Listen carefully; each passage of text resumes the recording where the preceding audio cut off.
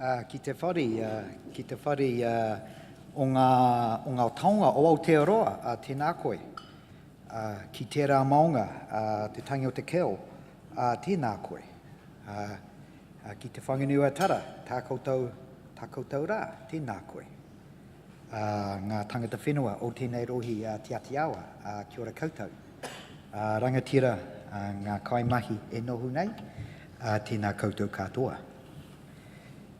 It's a privilege to be invited to share in this gathering and also to learn from this gathering. And so much I've already picked up from what we've heard already today.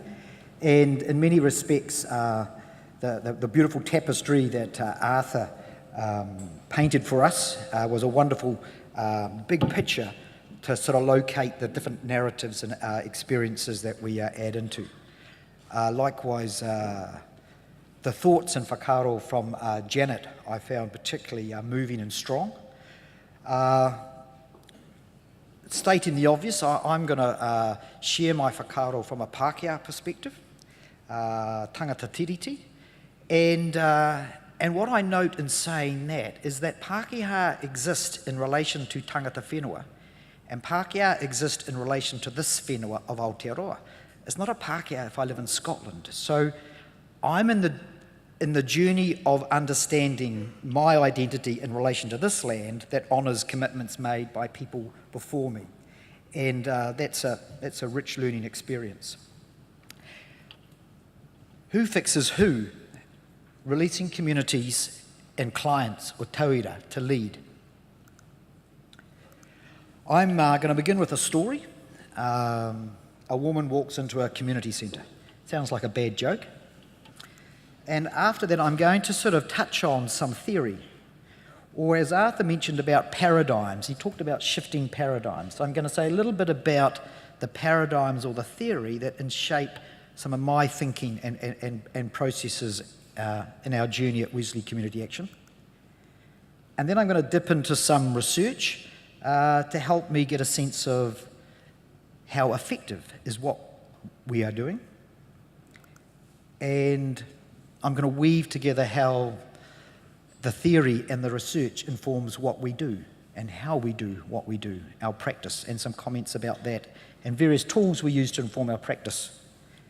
And then I'm going to come back to the story, and I'm going to reflect on the story in relation to the theme for this conference, that addiction is everyone's business. First, a story. This is a story that there'll be some people in this room that are a part of this story, that is an ongoing story. And I'm going to offer my perspective on that story, noting that there will be many perspectives on that story. But it's a Friday afternoon in Waitangarua, a community just north of here in Pororua, and Lizzie McMillan, who's in that photo there on the right, as the team leader in that facility, in our community centre. And a woman comes in late Friday afternoon, and she's not in a good way. In fact, she's in a very poor way. Probably hasn't eaten or slept for some days. And Lizzie knows this woman. She's from the community. Lizzie's of this community. So Lizzie thinks, well, look, we're a community organisation. Our job is to, let's get on and try and find some help for this woman. So after a number of hours on the phone and doing internet searches, and ringing people and getting answer machines and getting told about bookings and waitings and all that sort of stuff, late afternoon comes, early evenings, and she is no more advanced in finding anywhere. So at that point, she makes the decision with her to say to this woman, come on, come home with me.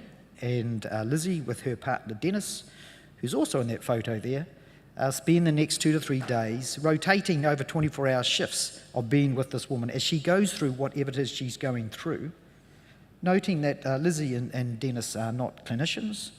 So they're busy doing Google searches, trying to get some knowledge and information about what is happening to this woman. Probably in reflection afterwards, it's a psychotic episode. It's about coming off pee, and it's a whole lot of complex issues that have come to a head in this young mother's life.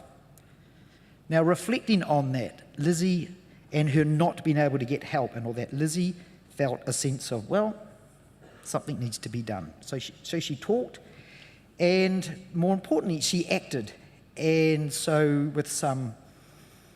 having talked to some people, she said, right, on this Monday morning, we're going to have a walk-in, and we're going to convene a table, and whoever in this community is affected by P, directly or indirectly, they can come to the table and we'll just have a whakaaro and conversation and share, and we'll offer what support we can. And so that happened, and word got out, because Lizzie and Dennis are known in the community and respected, and people came, and for a subject that is often taboo, they spoke, and they were grandmothers, they were current users, they were neighbours, they were people who were affected by it. And it was very moving and very powerful. And this grew, and word grew, and they decided to get more organised, and they developed campaigns and stickers, and they got support, and you'll see in that picture there Ross from the Drug Foundation, and Matuaraki, also Virginia, and other agencies heard about this and supported it. And then it's people wider than Waitangarua wanted to be part of a safe, respectful place that brought forth wellness and wholeness. And so they said, well, we'll jump on this social media age and we'll create a Facebook. So they started to put the People vs. People Facebook page. How many people here are aware of the People vs. People Facebook page? Okay, there's quite a few. And there's 4,500 people, I think, they're on at this stage. And every night it's a moderated Facebook page. There's an online community of people offering support, advice, help, coaching, you name it, what people need to deal with what they need to deal with to seek wholeness in their life. And people will do posts like this at 1 a.m. in the morning, and there'll be people responding saying, good on you, sis, well done, keep it up, and all that sort of stuff. So that's a very powerful story, I believe, about a creative response to a situation that this person and this group of people didn't think should happen. So what I want to do now is step back from that story and offer some thoughts and reflections about the theory and research and the practice that can help us in our work and in our organisations create the space for innovative solutions to come from the people that are directly experiencing the issue. Because I'm the leader of a social service organisation, and there's some real traps about us colonising the people that we seek to help. So, here's some thoughts on the journey and things I'm stumbling across. And I don't in any way want to give the impression that we've got it sorted or it's slick or we've got it all worked out. In reality, it's messy and there's a lot of adaptive learning and hopefully a lot of fun in the process. So, first of all, a little bit about theory and theory of change. One of the things that we've found really helpful in our organisation is to understand many truths. And I think this piece of art by Escher quite well illustrates that reality of many truths. And have you ever been in a situation like this? You've been in a group or a committee or an event, and you're with someone else there, and you're in the same event talking about the same issue, but seeing things totally differently. And you think they are so wrong. It isn't like that. And this person's thinking the same thing about you. So somehow, we've got to create space for multiple truths to be held. If each of you began to map your working environment or your organisation or your community context or whatever, I suspect it wouldn't take long that it would look something like this. And this is actually a diagram developed by US military intelligence when they were trying to work out the first wave of their war in Afghanistan about where to put their resources. Now, life is messy. Life is complex. So where does one start? Where does one give attention? Where does one put their resources in this sort of context? Another touchstone of the theory of change is that I filter information. In that complexity, sometimes I can't handle all that data and all that stimuli. So what I am doing is always taking snapshots or bit of it that I can actually process and digest. And I think this quote says it well, that we pay attention to what we expect to see.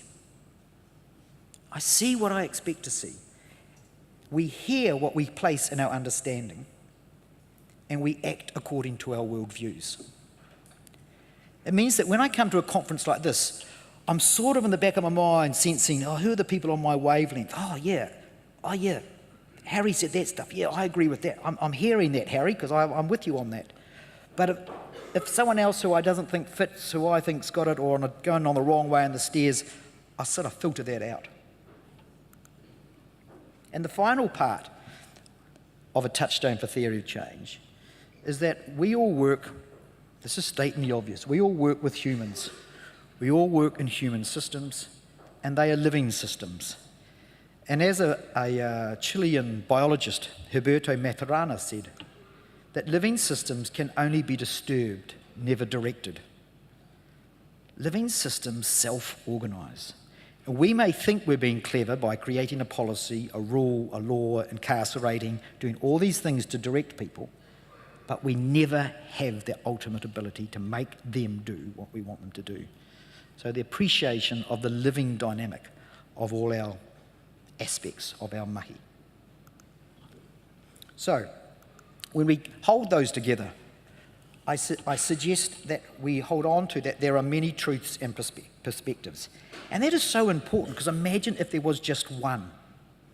You know, that's like biodiversity, getting rid of biodiversity and just having one truth in the whole addiction area. That could be dangerous. That my or our worldview is always limited.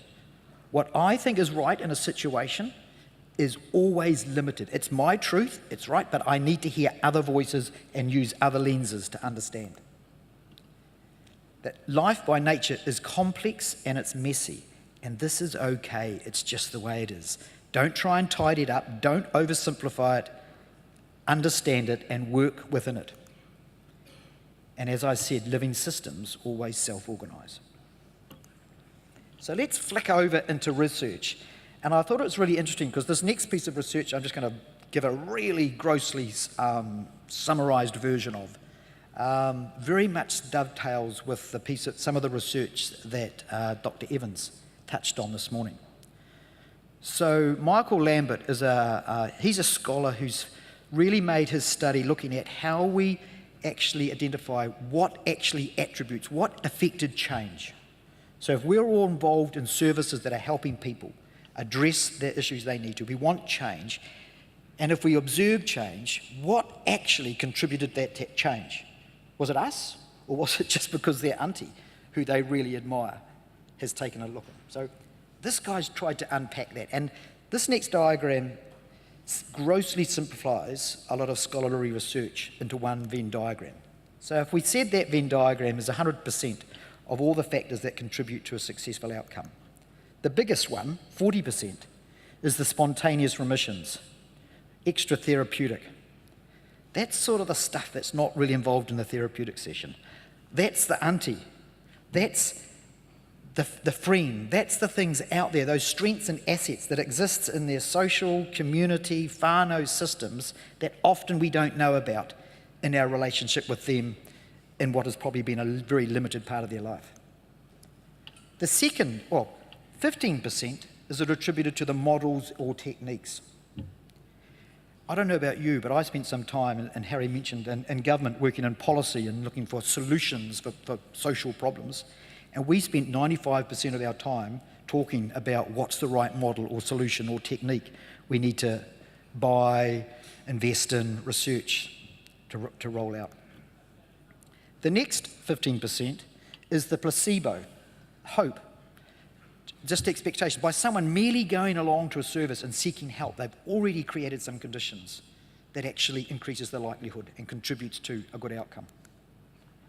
And the final 30% part of the pie is the common factors and relationships, which another language for that I'm more familiar with is the alliance. So that's the relationship, if it's an individual or a group, with the key workers. Is it the right fit? Do you have agreement about what you want to focus on? Do you all know why you're here? And is this person, the therapist, the counsellor, the social worker, do they respect me, and are they listening to me, and are they allowing my theory of change to be active in the process? So I think that's quite helpful data to be aware of in our work. I've just selected one other piece of research of many. And this piece of research, Treatment for Depression Collaborative Research Program, was regarded as one of the most sophisticated comparative researches done in the sort of psychosocial area. And it took 4 different approaches: CBT, interpersonal therapy, drug, placebo, at multiple sites, different, incredibly controlled, complex across a whole lot of places, to try and see, of those 4 different approaches, which was the most effective in treating depression. And the overall key finding was there was no difference in outcome between the approaches. And then it went on to say that actually the client's rating of the alliance at the second session was the best predictor of the outcome across all the traditions, all the conditions. So the person seeking help, their experience of the relationship with the person who was there to help them, if they believed that person was on their side, backed them and understood them, respected them, in the second session was the best predictor. Now, I don't know about you, but our organisation wouldn't know how to measure that, or wouldn't know what that was up until quite recently. So if I combine the theory of change and this bit of research, if I try and draw this together? It says relationships matter. The alliance, the best predictor of change. That the people seeking the change need to drive the process. How we work is as important as what tools we use. And what we focus on grows, highlighting existing strengths. So conversely, if we've just done an assessment of someone, and I also work in the aged care industry, and we have a thing there called the Inter-Eye tool, which is quite a comprehensive assessment of an older person that determines their gateway into accessing government subsidy for care. And it's quite an extensive assessment. And by the end of it, most old people feel pretty darn terrible, because it's listed all the things that are wrong with them. Bowels aren't going, your vision's going, you're frail, you're brittle, and all that sort of stuff, So we've just spent an hour and a half telling an old person how frail and vulnerable and brittle they are. So, informed by that piece of research and that sort of theory and change, if you like, or our paradigm, we've identified a couple of strands of our practice, of how what we do that somehow reflects that, or we're learning as we go. One is, it's called PCOMS, Partners for Change Outcome Management System, and we've just recently set up this body with Problem Gambling and LifeWise and Wesley Community Action to really share knowledge and learning around the use of this tool. And the other one is community-led development. And we've partnered with Inspiring Communities, which is a national network that really champions local communities being active in driving change processes. So I'm just going to say a little bit about each of those, sort of the tauira client-led.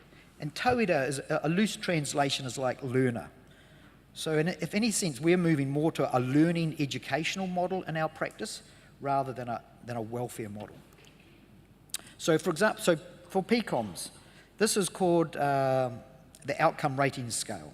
So if I'm coming along and I'm wanting to treat a gambling issue, in the beginning of the session, I just quickly on those 4 lines rate how things are for me in relation to my reason for service, for the purpose, and all that sort of stuff. Those 4 lines, in terms of individual, interpersonal, socially, work, family, or whatever, and overall. Those lines are 10 centimetres long, and very quickly you can measure that up to a score out of 40. So the person does that. They assess themselves. And then that can be graphed, and we have some software where that's put in, and you can see on that thick red line is the assessment where this person who's seeking some change has measured where they're at. And the bottom part of that graph's the pink part, and the top part's the green part. The pink part, that's below what's called the critical cutoff. So if someone scores under 24, then based on all the evidence, and this is an evidence-based tool, that person's in some degree of psychosocial stress. So the thing is like, wow, this is a good thing you're here, because things don't seem pretty good for you. they've scored about 20 in their first session. And then when they come back for their second session, they do it again. And you see they've gone up to, I think, 26. So things have got better. And we find in using this tool, the clients, the people we work with, they love it. It's their story, it's their narrative. Some of the people, they sort of put it on their fridge, they put it next to their bed. It's them tracking how things are going for them. Now the top line there, the blue line, is the outcome, is the session rating scale. That's where the person gets to measure the alliance. Is this person that I'm meeting, are they really respecting me and listening to me? And do I feel valued? And are we talking about what I want to talk about? Is it my theory of change driving the process, or is this person trying to put on their theory on me? So we measure it, and that's the blue line. And you'll see there's a line across the top there, and if it dips below that line, that's a warning sign. I used this in a group session within our organisation. We had some conflict, and we had to sort of negotiate through some conflict. And I thought, well, I'll use the session rating scale. And I tallied up all the scores, and they were averaging about 35. And I thought, oh, 35 out of 40. That's pretty good. That's not too bad. You know, people must have thought it worked all right. And then when I sought advice from people who are wiser than me on this process, they said, oh, well, actually, the cutoff's about, what is it? I think it's about 38. Anything below 38, you should be concerned about. Better go back and have a think about that. Now, if that blue line dips down, if the score goes down in terms of the alliance, then that's a warning sign. And we would expect our staff to stop the processes and say, oh, this isn't working. Maybe I'm not the right person. Maybe we're not the right agency. What can we do differently? There was a lovely story of a gentleman who we were supporting, had issues with gambling, and the scores started to go down. And he wasn't rating, his session rating scale was dipping.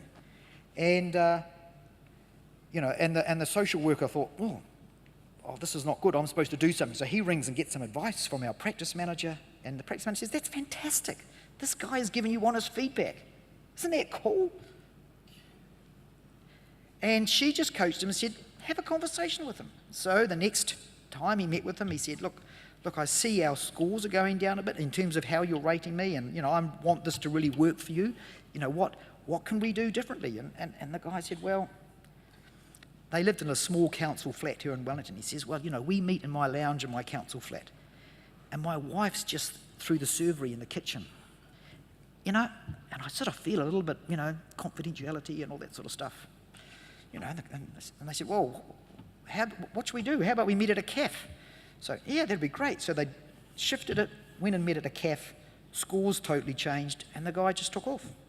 Now, if we didn't have this simple tool, I bet you that social worker never would have had the conversation with that gentleman about how it was going for him. It was that simple. So anyway, I've touched on a bit about PCOMs. We think it's a really, really powerful thing. It's so simple, but so challenging to use well. But rather than me talk about it, I've just got a few video excerpts here from two people we've worked with using these approaches, for them in their own words to talk about the experience of this approach. First, I just thought it's paperwork. Yeah.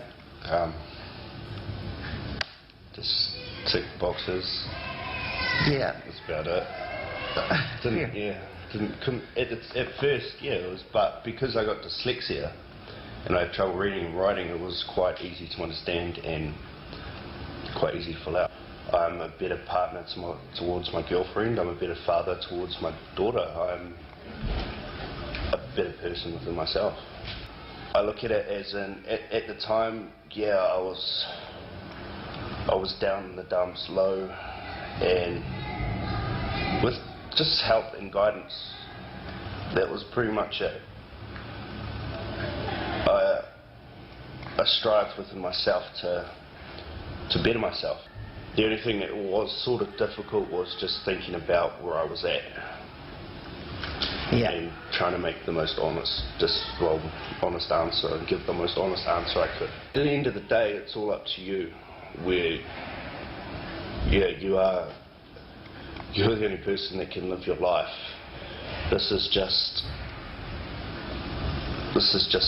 a process that can help and will help if you decide to go through with it.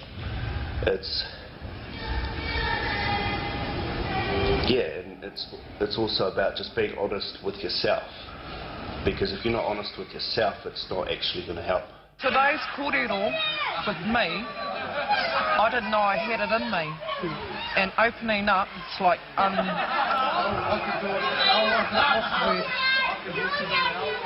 unraveling the code. It's like building blocks. And identifying, I didn't know I had this in me, all these questions, and I didn't know I had the answers myself, but I've opened up with no intimidation. I did it fully, willingly. I would recommend it to any family in a wider area. Magic. A lot of families like myself, we need this encouragement and all the support. Yep. Yep. It's always been a dream of mine, once upon a time, to have everything I've ever wanted. Yeah. And one of them is happiness. Yep. And one of them is happiness. I didn't know I had it in me. It's up to you. You've got to step in and do your stuff. So these are the sort of conversations, these are the reflections of people who are engaging in more of a process that they are leading in wellness. We also do this in a group setting as well. And so there's a whole lot of other conversations. We use it in a group setting to deal with financial instability. I'm going to click through a few slides quite quickly. So a complementary aspect around the tauira leading it is also the community leading it. And so in Inspiring Communities, we've distilled a few principles, and there's some really common themes to what I heard Arthur talking about this morning. The whole value of having a shared local vision that drive action, using the existing strengths and assets within the community, many people, groups and sectors working together, building collaborative local leadership, and adaptive planning and action, measuring outcomes, adapting, tweaking and adjusting. And in Inspiring Communities, we have sort of put together this sort of theory of change model to try and illustrate this sort of the dynamic, sort of like organic process of community-led change. And the building block of that diagram is like the infinity loop or an eco-cycle. And it's actually got its origins from the environmental movement, from ecologists, that all living systems have a growth period and all that, and then they reach maturity, and then they sort of crash and burn, they have a crisis, and then that rekindles its life and growth and sustenance for another growth phase. So when you're in local initiatives or community groups, often you go along, it's going great and things are happening well, and suddenly it all turns to crap. Or there's a personality conflict, or the funding contract stops, and you're into that, oh my goodness, this is difficult, we're in a dive, we're going down, and you've got to negotiate that before you get into another. So this theory of change is built on that process. But as you move round, you do that. You start off with loose connections. So the woman who walked in on the Friday afternoon had a loose connection with Lizzie. And that started a process and a dynamic of growth, of change and some excitement and something happening. And then they had a few challenges and some things happened. But through that process, that built their capacity. I thought, well, hold on, we could act. We could start getting some funding. We could do some T-shirts. And we could start printing some resources, and we could start educating, and we could be more proactive. And then they could organise. And as that movement went round, they moved round the cycle, we could collaborate and partner up with different agencies. And then the final one is expanding and releasing that. And I think this weekend, if I'm right, Dennis, they're opening a walk-in at Murupara. I think that's about number 7 or 8 from the model that initiated in Waitangarua. So they're up to 4,500 on their Facebook page. So I think that's a lovely illustration of that dynamic. So very briefly, I'm going to sort of use a tool I find quite helpful called the Stasi Matrix. And that looks at what's the difference between baking a cake, sending a rocket to the moon, a general election, thought that's quite topical, and tackling addiction, also quite topical. So on this diagram, on the bottom axis you have certainty, And at the center of the two axes, you have high certainty. And as you move further along, you get increasing uncertainty. And on the vertical axis, you have agreement. At the bottom point, very high agreement. As you move up the axis, less agreement. So let's play with this. So if we take the example of baking a cake, generally speaking, you've got a recipe, the ingredients, the order to put them in, you know what you want, you've got high certainty, you've got high agreement, you want a cake, and hey presto, hopefully you have. And so what you do in that process is you follow the recipe or best practice guidelines, and we're familiar with best practice guidelines. So that sort of response there. The next one is sending a rocket into space around, I don't know where they're up to now, Jupiter, Saturn, the rings of Saturn. It's never been done before. There's high uncertainty. There's clear agreement. Saturn is where we're heading. Got high agreement, massive uncertainty. So that's complicated. And what you need to do is you need to get experts, and you need to experiment, and you need to find out the answers. An election. Okay, let's be topical. We've got the two major parties saying, we've got budgets, this so many $1 billion, if you vote for us, it will buy this bundle package of things. There's certainty about that. It will give you tax cuts plus X and Y, or if you vote to the other political party, they say no tax cuts, but you'll get plus Y plus Z plus whatever else. Massive disagreement. The polls are split. There's lots of debate. So you've got high certainty, but you've got lots of disagreement. So what you do there is you either develop common ground, you compromise, or you compete. And the institution of Parliament is an institution designed to manage that scenario. Then if you move right out into the furthest corner of the matrix, where you've got high uncertainty and high unagreement, or very lack of any agreement, you've got chaos. And I'm sure all of you in parts of your work come into contact with families or individuals that are in that chaotic state. It's just bouncing around all over the place. And what we do in that stuff is we need to seek stability.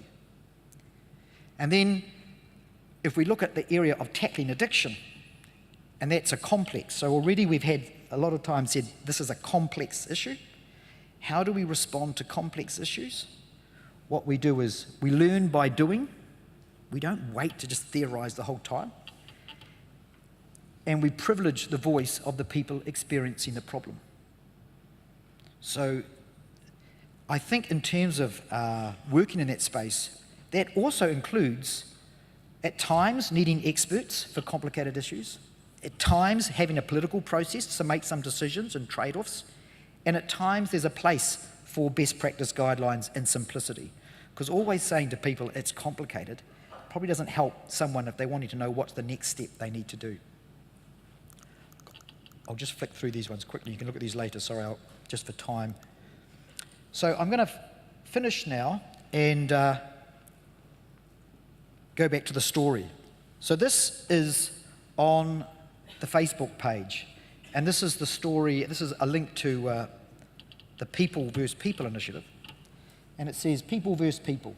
This page was established to help anyone who is affected or has been affected by methamphetamines. After my own personal frustrations of not being able to get help or support for someone I cared about, I thought there needed to be a way to stop others from going through the bullshit I went through just trying to get help. It's a place to tautoko, to inspire, to share your information to help others on the journey. Talk about experience and to ask questions when seeking advice. There is no quick fix. Detox or rehabs are full, so we need to tautoko each other. If you join this group, it's because you want to be part of the solution, not part of the problem. I think that's a really powerful statement, and hopefully that reflects some of the themes around the theory of change in the research. So in concluding, if addiction is everyone's business, I'm going to suggest that by embracing community-led and tauira-led approaches, it will help us move beyond a narrowly defined group of experts fixing people, focusing only on services, treatment, rehab, or detox. Focusing or move beyond sector thinking and language and towards releasing the stories of resilience and change from the people, growing leadership and wisdom across the many, and growing a movement of positive change. And maybe a final cautionary quote that I think is quite powerful by C.S. Lewis. Of all the tyrannies, a tyranny sincerely exercised for the good of its victims may be the most oppressive. And if we want to know who fixes who, I think that we'll return to a piece of art by Escher and ponder the riddle. Tēnā koutou, kia ora tātou katoa.